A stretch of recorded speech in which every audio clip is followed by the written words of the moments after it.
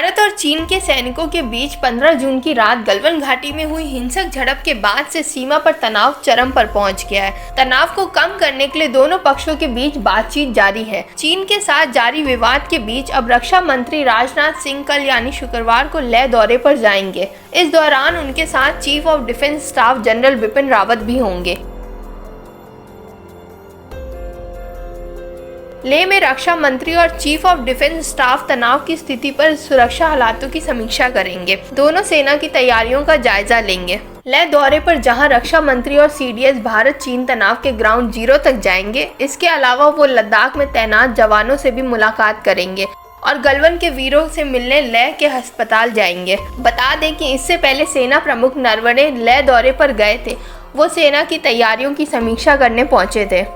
आपको बता दें, चीनी अखबार ग्लोबल टाइम्स का दावा है कि मंगलवार यानी 30 जून को दोनों देशों के सैन्य कमांडरों के बीच 12 घंटे तक हुई बातचीत में भारत और चीन चरणबद्ध तरीके से सैनिकों को पीछे हटाने के लिए सहमत हुए हैं। हालांकि चीनी अखबार के इस दावे पर अभी तक मोहर नहीं लगी है। वहीं सूत्रों का कहना है कि भारत और चीन के बीच 15 जून जैसी खूनी झड़प फिर न होने पर सहमति बनी है। दोनों देशों के बीच इस बात पर सहमति बनी है कि दोनों पक्ष 72 घंटों तक एक दूसरे पर इस बात की निगरानी रखेंगे जिन बातों पर सहमति बनी है उसे जमीनी स्तर पर उतारा जा रहा है या नहीं।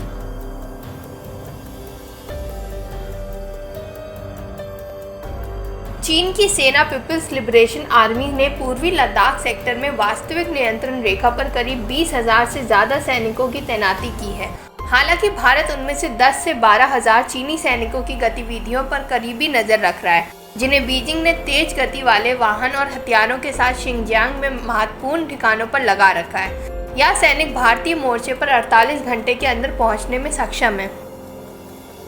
चीन सेना ने पूर्वी लद्दाख में एलएसी पर सैनिकों के 2 डिवीजन को तैनात कर रखा है। इसके अलावा अन्य डिवीजन को उसने उत्तर पूर्वी जिनजियांग प्रांत में मोर्चे से करीब 1000 किलोमीटर की दूरी पर लगा रखा है। लेकिन चीन की तरफ समतल होने के कारण वे हमारे मोर्चे पर 48 घंटे में पहुंच सकते हैं। सूत्रों ने बताया कि भारतीय क्षेत्र के पास तैनात पीएलए के साथ ही हम सैनिकों की मूवमेंट पर भी करीबी नजर रख रहे हैं। सूत्रों के मुताबिक चीनी पक्ष 22 जून को हुई बैठक में भी सीमा से चरणबद्ध तरीके से अपने सैनिकों को पीछे हटाने के लिए तैयार हो गया था, लेकिन 8 दिन बाद भी हालात जस के तस हैं।